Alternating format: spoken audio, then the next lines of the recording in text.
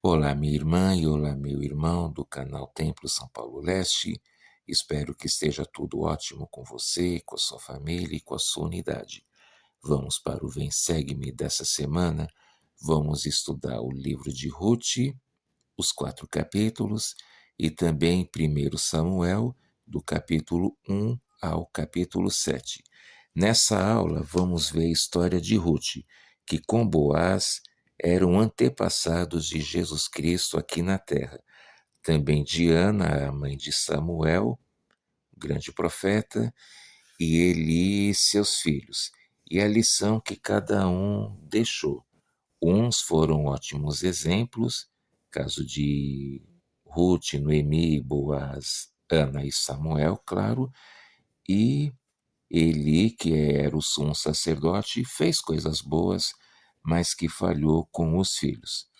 E o livro de Ruth fala de sua história durante a época dos juízes. E é um dos livros do Velho Testamento que tem nome de uma mulher. O outro é o livro de Esther. No capítulo 1 de Ruth, havia fome na terra, e Elimeleque levou sua família para Moabe e acabou falecendo, deixando Noemi e seus 2 filhos.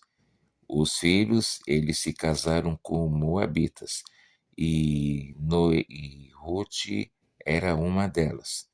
E depois de quase 10 anos, os 2 filhos de Noemi faleceram. E aí ela disse para as noras voltarem para suas respectivas mães, suas casas e se casarem de novo. Mas elas não queriam ir, quiseram ficar com ela, Noemi, que insistiu para que elas fossem. E Orfa, que era uma das noras, partiu. Mas Ruth teve uma outra decisão. Vamos ler os versículos 16 e 17. Disse, porém, Ruth: Não me instes para que te abandone e deixe de seguir-te, porque aonde quer que tu fores, irei eu, e onde quer que pousares à noite, ali pousarei eu. O teu povo é o meu povo, o teu Deus é o meu Deus. Onde quer que morreres, morrerei eu, e ali serei sepultada. Faça-me assim o Senhor, e outro tanto, se outra coisa que não seja a morte me separar de ti. Então, Ruth, ela deu um grande exemplo. Ela poderia ter voltado para seu lar, mas ela não quis deixar sua sogra sozinha e desamparada. Ela era moabita, mas ela tinha fé. Ruth, ela aceitou o evangelho e ela assim decidiu. E ela deixou um grande exemplo de amor, de caridade. E nós também estamos dispostos a fazer esse sacrifício, a fazer esse exemplo de amor e caridade, caso a gente tivesse que passar pela mesma coisa, ou se a gente passasse pela mesma situação, é algo para se pensar e analisar. Então, assim, elas partiram para Belém, onde foram bem tratadas. E nós vamos ver que a obediência e a caridade de Ruth acabou lhe trazendo grandes bênçãos. No capítulo 2, Noemi tinha um parente rico, que era Boaz, e Ruth foi pegar as espigas no campo dele. E Boaz a viu e disse, para ela não ficar ali, né, junto com os ceifeiros, mas para que ela ficasse junto com as moças. Ou seja, ele a tratou bem e reconheceu a caridade dela para Noemi. Ruth comentou com Noemi o que aconteceu. E aí no versículo 20, então Noemi disse à sua nora, bendito seja do Senhor, que não deixou de mostrar sua benevolência, nem para com os vivos, nem para com os mortos. Disse-lhe mais Noemi, este homem é nosso parente chegado e um dentre os nossos remidores. Um remidor quer dizer o quê? Era aquele que tinha, por grau de parentesco, o direito de redimir, ou seja, que poderia se casar com Ruth ou até mesmo com a outra cunhada dela, né, que também tinha ficado viúva. Então, assim a gente está vendo quais são, já que começaram as bênçãos. Boaz, ele deu um exemplo de cavalheirismo. Ele disse para Ruth não ficar ali junto dos ceifeiros e falou para que ela ficasse ali, junto de outras moças. Então, é um exemplo. O cavalheirismo também faz parte, né, do plano do Senhor. Nós homens, que sempre tratar bem as mulheres e lembrar que elas são filhas do Pai Celestial. No capítulo 3, Noemi orientou Ruth a se preparar para se encontrar com Boaz e o ajudar. Ela o serviu e dormiu a seus pés. E ele quis saber quem era ela. Ruth lhe disse, e então, nos versículos 10 e 11: E disse ele: Bendita do Senhor sejas tu, minha filha. Melhor fizeste esta tua última benevolência do que a primeira, pois após nenhum dos moços foste, quer pobres, quer ricos. Agora, pois, minha filha, não temas. Tudo quanto disseste te farei, pois toda a cidade do meu povo sabe que és mulher virtuosa. E Boaz, ele reconheceu a virtude de Ruth. Ele viu que ela não foi procurar outros, nem pobres, muito menos ricos. E fez questão de enfatizar: todo mundo sabe que você é virtuosa, ou seja, uma mulher que realmente tem grande valor, uma mulher que é obediente, uma mulher que é uma luz para todos aqueles que a rodeiam.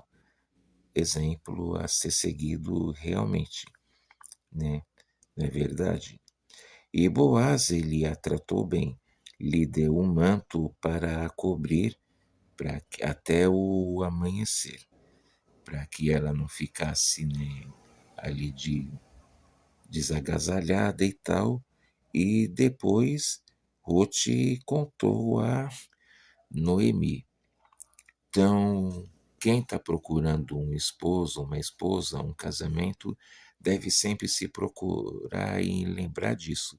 Se a pessoa com a qual ela está se envolvendo, se é uma pessoa virtuosa, se é uma pessoa que tem caridade, se é uma pessoa que tem boas intenções, principalmente se ela tem uma mente espiritual para poder te ajudar também a progredir espiritualmente, ok? No capítulo 4, pelo certo, o parente mais próximo deveria ser o remidor, ou seja, aquele que ia redimir, e ia se unir e casar com Ruth e cuidar da sua herança, sua propriedade. Mas o homem que era para ser o remidor dela se recusou e disse para Boaz ficar com ela. E aí ele aceitou. Vamos ler os versículos 9 e 10. Então Boaz disse aos anciãos e a todo o povo: Sois hoje testemunhas de que tomei tudo quanto foi de Elimeleque e de Quilion e de Malom da mão de Noemi, e de que também, como por mulher Ruth a Moabita, que foi mulher de Malom, para suscitar o nome do falecido sobre a sua herdade, para que o nome do falecido não seja desarraigado dentre seus irmãos, e da porta do seu lugar. Disto sois hoje testemunhas. Os anciãos testemunharam, confirmaram tudo e trataram Ruth também como Raquel e Lia. Lembra delas? Ruth se casou com Boaz. Agora os versículos 13 e 14. Assim Boaz tomou Rute, e ela lhe foi por mulher, e ele achegou-se a ela. E o Senhor lhe fez conceber, e ela deu à luz um filho. Então as mulheres disseram a Noemi: Bendito seja o Senhor, que não deixou hoje de te dar remidor, e seja o seu nome afamado em Israel. E eles então se casaram, se uniram da forma correta, e eles, depois de se casarem, eles tiveram um filho. As mulheres comentaram isso com Noemi, elas clamaram, louvaram ao Senhor, e eles tiveram um filho cujo nome era Obed. Obed, ele foi depois o pai de Jessé e o avô de Davi. Vamos estudar mais para frente. E a descendência deles foi chegando até em Jesus Cristo. Mas isso é o assunto para as próximas aulas, ok? Então, nesse livro de Ruth, a gente aprende, né, como a caridade, a bondade, o amor são armas,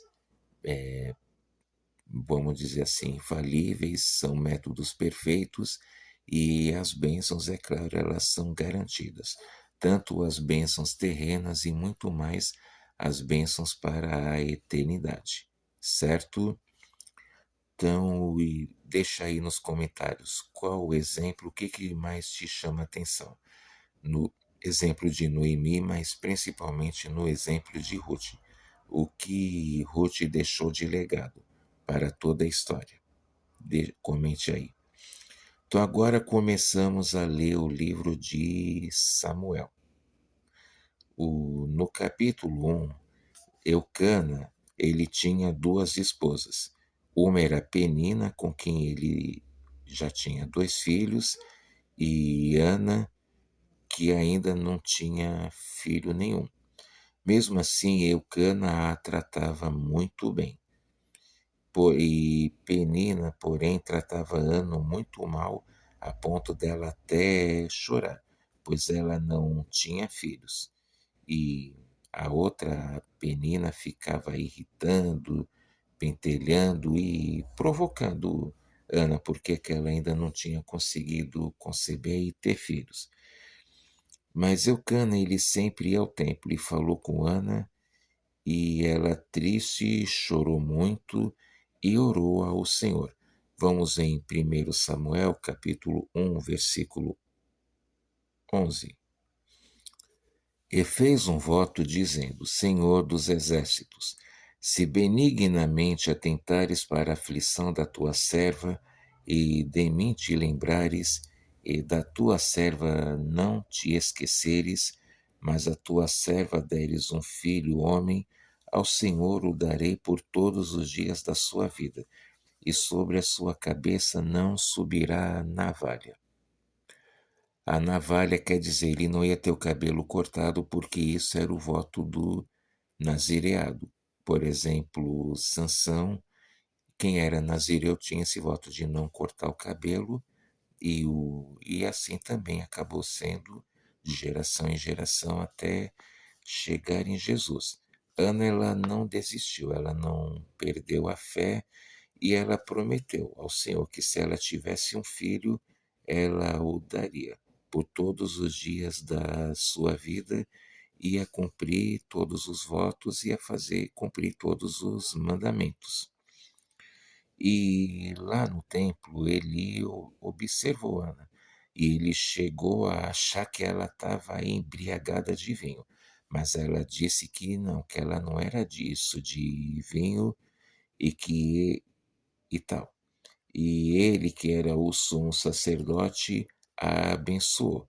Então, o que aconteceu? Versículos 20 ao 22. E sucedeu que, passado algum tempo, Ana concebeu e deu à luz um filho, e chamou o seu nome Samuel, porque dizia ela: Eu o pedi ao Senhor, E subiu aquele homem Eucana com toda a sua casa para oferecer ao Senhor o sacrifício anual e para cumprir o seu voto. Porém, Ana não subiu, mas disse a seu marido: quando o menino for desmamado, então o levarei, para que apareça perante o Senhor e lá fique para sempre. E Ana, por ela ter muita fé e obediência, ela orou, ela prometeu ao Senhor, e aí ela foi atendida. Ela acabou tendo um filho depois de um tempo, que se esse filho foi Samuel, que se tornou um profeta. E aí Eucana, ele foram lá para servir o sacrifício anual para o Senhor e cumprir seu voto, mas Ana, é claro, a reação típica de mãe ainda não deixou a princípio, mas falou depois que o menino for desmamado, parar de amamentar, ela levaria, né, e tal. E Eucana entendeu. E Ana, depois disso, entregou Samuel ao Senhor. Nós já vemos isso em outras lições, né? Como Sara, como Rebeca, Raquel, que também passaram por esse problema, elas não conseguiam ter filhos e tal, passaram muita chateação, aborrecimento, até provocação da própria irmã, mas elas também superaram e cada uma delas acabou também tendo um filho que se tornou grande profeta. Sara foi a mãe de Isaque, Rebeca foi a mãe de Israel e Jacó, e Raquel foi a mãe de José do Egito.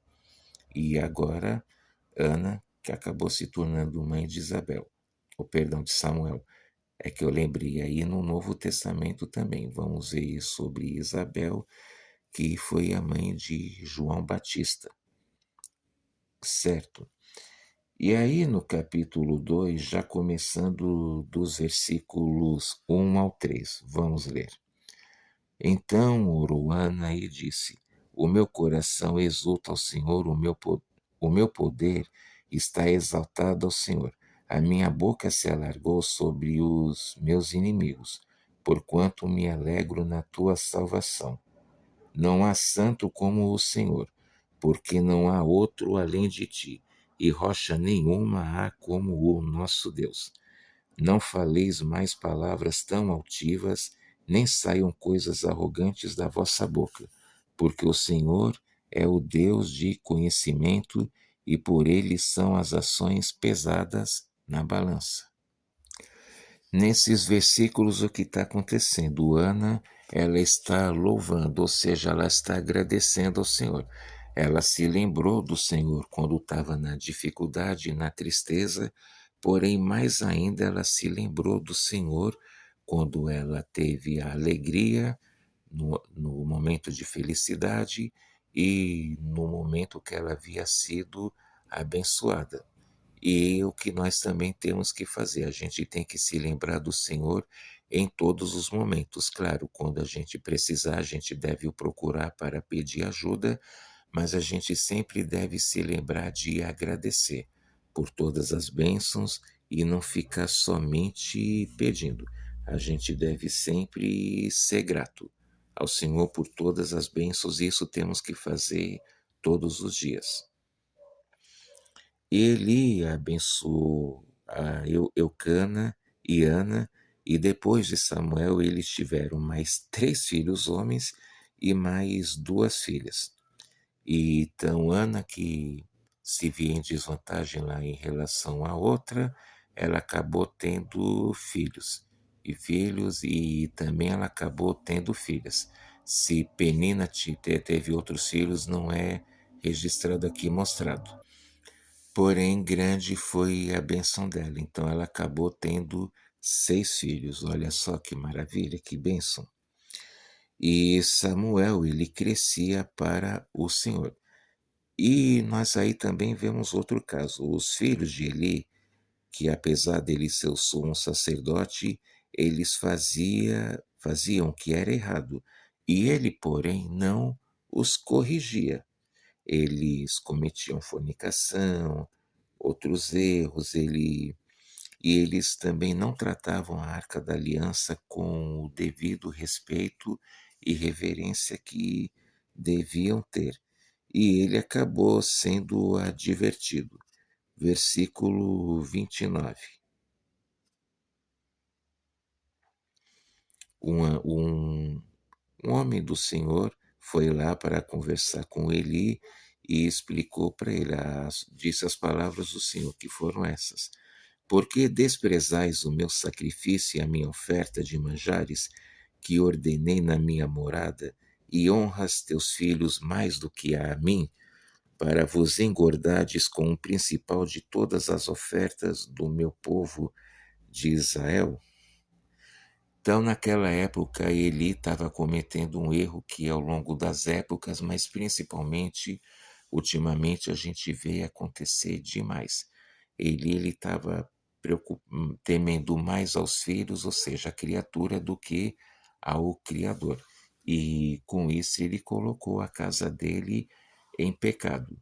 Já falei isso outras vezes, muitos pais confundem ou distorcem o verdadeiro amor para os filhos. Que amor não é deixar os filhos fazer tudo o que quer, não é deixar os filhos ignorarem ou desprezarem principalmente aquilo que é sagrado, ou receber dinheiro ou mimos demais. O filho ele precisa ser orientado para entrar no caminho do Senhor, assim como estamos vendo aqui que Ana e seu marido Eucana estavam fazendo com Samuel. Lembrando que Samuel também ele tinha o livre-arbítrio e ele cresceu para o Senhor e seguiu o caminho do Senhor também pela vontade dele, diferente de Sansão, que poderia ter sido muito grande e maior, mas preferiu o caminho da iniquidade. E Eucana estava sendo advertido aqui, né? E aí a casa de Eli foi rejeitada pelo Senhor, e também seus filhos iam morrer. Já pensou? Que situação complicado, né? E tudo isso poderia ter sido evitado. No capítulo 3, Samuel, mesmo com apenas 8 anos de idade, era um menino, era uma criança, ele já servia ao Senhor. E ao se deitar, ele foi chamar do Senhor uma vez, mas ele achava que era o Eli que o estava chamando. Ele foi lá e ele disse: Não, não fui eu, pode voltar a deitar. O Senhor o chamou a segunda vez, ele novamente foi para o quarto de Eli e que estava achando que era ele que o chamava. Ele se deitou novamente. Aí, na terceira vez, ele foi chamado novamente pelo Senhor, e aí Eli entendeu que era o Senhor que estava chamando e explicou a ele. Versículo 10. Então veio o Senhor e pôs-se ali, e chamou como das outras vezes: Samuel, Samuel. E disse Samuel: Fala, porque o teu servo ouve. Olha só a atitude de Samuel, mesmo com apenas 8 anos, sendo apenas um menino, ele se prontificou e disse, né? Fala, porque o teu servo ouve. E nós também temos essa mesma atitude. A gente, tudo que o Senhor pede ou espera de nós, nós fazemos. A gente faz sem reclamar, também para se refletir. E aí o Senhor falou com Samuel e tal, né? Ele disse o que ia acontecer. Ele avisou que, entre outras coisas, que ia fazer algo em Israel e ia destruir a casa de Eli por causa dos filhos dele, que eram Ofni e Finéias, que mesmo tendo um pai bom, um pai que era um líder e tal, eles acabaram escolhendo o caminho errado, o caminho da iniquidade, e, e eles sofreram as consequências. É o que vamos ver já já. Aí no capítulo 4, Nós vemos que os israelitas achavam que o simples fato de estarem com a Arca da Aliança os protegeriam de seus inimigos, mas não foi bem assim que aconteceu. Eles foram derrotados pelos filisteus e muitos também acabaram sendo feridos. Eli já estava com 99 anos de idade e não enxergava mais. E seus filhos, Ofni e Finéias, acabaram morrendo. Eles tiveram um final bem trágico e tal. Eles sofreram por terem escolhido o caminho da obediência. As pessoas podem falar, mas Deus é vingativo. Não, Deus ele é justo. Ele deixou o livre-arbítrio, mas sempre temos em mente que todos são livres para escolher, mas ninguém é livre para escolher as consequências. E é o que acaba acontecendo. Então, ah, por isso temos que escolher sempre o bem. E ao também saber que a arca foi tomada, ele caiu, na queda ele acabou quebrando o pescoço e morreu. E sua nora, que era mulher de Finéias, que estava grávida, morreu assim que deu à luz, ou seja, morreu logo após o parto. Como a gente sempre vê, falamos na aula passada e agora falamos novamente. Olha só o que acontece quando uma pessoa escolhe o caminho da desobediência. Ela perde o espírito e fica sujeita às bofetadas do inimigo. Enquanto que a pessoa que é obediente, ela sempre tem a proteção e sempre vai estar do lado do Senhor e vai ter sempre as suas bênçãos garantidas, tanto as bênçãos terrenas como as bênçãos futuras, ok? Aí no capítulo 5, os filisteus, eles colocaram a arca da aliança na casa do falso deus dele, que era Dagon. E eles achavam que era esse Deus falso que os havia ajudado a vencer Jeová e os israelitas. E o que aconteceu? Eles colocaram lá e a estátua de Dagon começou a cair aos pedaços e, e as outras, os falsos deuses, também caíram. E o que aconteceu com os filisteus? O Senhor os castigou com hemorroidas e também com uma infestação de ratos. Caramba, hein? Parece que as pessoas sempre precisam da dor para poder aprender. E aí eles entenderam que eles deveriam devolver a arca. A gente sempre deve tratar tudo aquilo que é sagrado com respeito, com reverência e, e a gente não deve cometer esse pecado da idolatria que o povo aqui, as pessoas também insistiam muito de ficar adorando outros deuses e que eram todos falsos. Em outras lições vamos ver que muitas coisas também aconteceram e tal por causa desses falsos deuses. E aí no capítulo 6, os filisteus eles devolveram a Arca da Aliança. Eles realmente acabaram aprendendo pela dor. E os homens, depois que olharam para dentro da arca, eles foram feridos e mortos, pois eles não tinham autoridade. Lembrando sempre que ninguém, por mais que esteja bem intencionado, jamais deve fazer algo se realmente não tem autoridade para isso. Porque se a pessoa, ao tentar fazer algo que ela não tem autoridade, não importa a intenção, ela vai estar fazendo para a sua condenação. Então, quer dizer, a pessoa sempre tem que saber se pôr no seu lugar e tratar com reverência tudo que for sagrado. E chegando no capítulo 7, Samuel ele exorta Israel. Vamos ler os versículos 3 ao 5. Então falou Samuel a toda a casa de Israel, dizendo: Se com todo o vosso coração vos converterdes ao Senhor, tirai dentre vós os deuses estranhos e os astarotes, e preparai o vosso coração ao Senhor. e só a ele servi, e vos livrará das mãos dos filisteus. Então os filhos de Israel tiraram dentre si os Baalins e os Astarotes e serviram só ao Senhor. Disse mais Samuel: Congregai todo o povo em Mispa, e orarei por vós ao Senhor. Esses Astarotes que ele está falando eram as imagens da deusa da fertilidade que eles acreditavam. E tudo isso tinha que ser destruído, tudo isso tinha que ser exterminado do meio deles. E aí os israelitas jejuaram e reconheceram seu erro.